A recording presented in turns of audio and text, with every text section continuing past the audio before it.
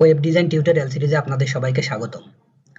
গত পর্বে আমরা আউটলাইন কালার এই প্রপার্টিটা সম্পর্কে আলোচনা করেছিলাম এবং বিস্তারিত দেখেছিলাম কিভাবে আউটলাইন কালার এই প্রপার্টিটা ইউজ করতে হয় এবং এর ভ্যালুগুলো বলে দিতে হয়। তো এ পর্বে আমরা যে বিষয়টি নিয়ে আলোচনা করব সেটা হচ্ছে আউটলাইন শর্ট হ্যান্ড প্রপার্টি। তো এই যে এখানে দেখুন outline weed, outline style, outline colour এই প্রপার্টিগুলো সম্পর্কে আমরা বিস্তারিত আগের ভিডিওগুলোতে আলোচনা করেছিলাম। আউটলাইন উইডের কাজ কি, আউটলাইন স্টাইলের কাজ কি এবং আউটলাইন কালারের কাজ কি, এগুলো আমরা আলাদা আলাদা ভাবে দেখেছিলাম। কিন্তু এ পর্বে আমরা জাস্ট একটি প্রপার্টি ইউজ করব, সেটা হচ্ছে আউটলাইন। এই প্রপার্টিটা ইউজ করে আমরা এই যে এখানে দেখুন outline weed, outline style, outline colour এই প্রপার্টিগুলোর আমরা ভ্যালু বলে দিব, তাহলেই হয়ে যাবে। আমাদের নতুন করে আর এই যে আলাদা আলাদা ভাবে এগুলো লেখা লাগবে না। আউটলাইন উইড এত, আউটলাইন স্টাইল সলিড বা ডটেড, আউটলাইন কালার রেড বা গ্রিন, এগুলো আলাদা আলাদা ভাবে লেখা লাগবে না। জাস্ট আমরা একটা প্রপার্টি লিখবো, সেটা হচ্ছে এই যে এটা আউটলাইন। তারপরে আমরা এই যে আউটলাইন উইড, আউটলাইন স্টাইল এবং আউটলাইন কালার এই প্রপার্টিগুলোর ভ্যালুগুলো আমরা পর্যায়ক্রমে বলে দিব। এই যে এখানে একটি উদাহরণ দেওয়া হয়েছে, দেখুন পি ট্যাগটাকে ধরা হয়েছে, পি ট্যাগটাকে ধরে তারপরে যেটি করা হয়েছে আউটলাইন এই প্রপার্টিটা ইউজ করা হয়েছে।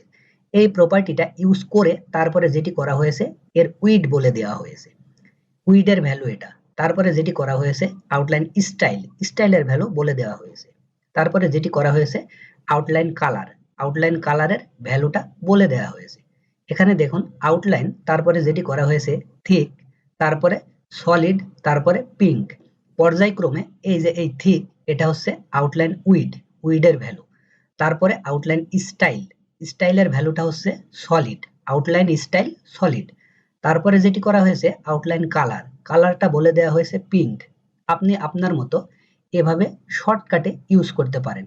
এই যে যেই প্রপার্টিগুলো রয়েছে এই প্রপার্টিগুলো আলাদা আলাদা ভাবে না লিখে জাস্ট একটা প্রপার্টি লিখবেন, সেটা হচ্ছে আউটলাইন। তারপরে এই প্রপার্টিগুলোর ভ্যালু বসাই দিবেন, ব্যাস হয়ে যাবে। তো এখন আমরা এটা বোঝার জন্য কোডে চলে যাব, কোডে গিয়ে বিষয়টা দেখব। তো আমরা কোডে চলে আসলাম। গত পর্বে আমরা এই কোডটুকু করেছিলাম।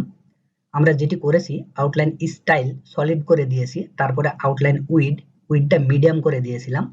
তারপরে আউটলাইন কালার আমরা RGB একটি কালার ব্যবহার করেছিলাম। এটার আউটপুট দেখতে হবে কেমন আসে। এই যে দেখুন এটা হচ্ছে ওই কোডটার আউটপুট, যেটা আমরা গত পর্বে করেছিলাম।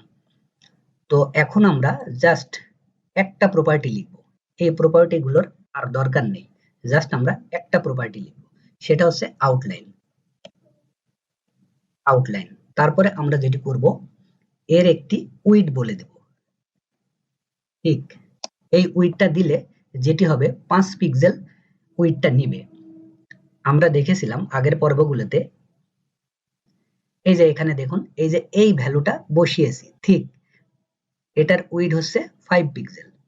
তারপরে আমরা যেটি করব এর একটি স্টাইল বলে দেব, আউটলাইন স্টাইল। আমরা আউটলাইন স্টাইল যেটি করব সলিড, এটা করব। তারপরে আমরা যে কোনো একটি কালার বলে দেব, আমাদের আউটলাইনের যেই কালারটা দরকার হবে আমরা সেই কালারটা বলে দেব। আমরা এখন এখানে রেড বলে দেব, আমাদের সুবিধার্থে জাস্ট প্র্যাকটিস পারপাসে আমরা রেড বলে দিলাম। এখন যদি রিফ্রেশ করি তাহলে দেখবেন এই যে বর্ডারের বাইরে আউটলাইনের যে কালারটা রয়েছে এই কালারটা রেড হয়ে যাবে। দেখুন সঙ্গে সঙ্গে রেড হয়ে গেছে এবং তার উইডটা বেড়ে গেছে। আগের উইডটা 3 পিক্সেল ছিল, তাই একটু কম ছিল। আর আমরা যেটি করেছি ঠিক এটা দিয়েছি, এটার উইডটা হয়ে গিয়েছে 5 পিক্সেল। তো এভাবে আমরা শর্টকাট উপায়ে আউটলাইন এই প্রপার্টিটা ইউজ করতে পারি। এই ভিডিওটাকে যদি আমরা সামারাইজ করি তাহলে যেটা দাঁড়ায়, প্রথমে আমরা যেটি করেছি একটি ডিভ নিয়েছি, ডিভ নিয়ে তারপরে তার মধ্যে কিছু টেক্সট লিখে দিয়েছি। তারপরে যেটি করেছি ডিভটাকে ধরেছি, ধরে ব্যাকগ্রাউন্ড কালার দিয়ে দিয়েছি অ্যাকোয়া। তারপরে উইড বলে দিয়েছি 300 পিক্সেল, প্যাডিং বলে দিয়েছি 5 পিক্সেল। তারপরে বর্ডার যেটি আমরা করেছি 5 পিক্সেল সলিড গ্রিন। তারপরে আমরা মার্জিন দিয়ে দিয়েছি 5 পিক্সেল। তারপরে আমরা আমাদের আউটলাইনের যে আলাদা আলাদা প্রপার্টিগুলো ছিল সেই প্রপার্টিগুলোকে আলাদা আলাদা ভাবে না লিখে জাস্ট আউটলাইন এই প্রপার্টিটা লিখেছি।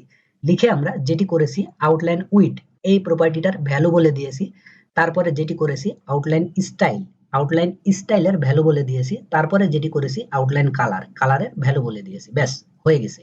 জাস্ট এক লাইনে আউটলাইন, তারপরে উইডথটা বলে দিতে হবে, অর্থাৎ উইডথের ভ্যালুটা বলে দিতে হবে, তারপরে স্টাইলের ভ্যালুটা বলতে হবে, তারপরে কালার, কালারের ভ্যালুটা বলে দিতে হবে। তো এভাবে খুব শর্টকাট উপায়ে আউটলাইন এই প্রপার্টিটা ইউজ করে আপনারা কাজ করতে পারেন। তো ঠিক আছে বন্ধুগণ, আজকের ভিডিও এ পর্যন্তই। সবাই ভালো থাকবেন। আল্লাহ হাফেজ।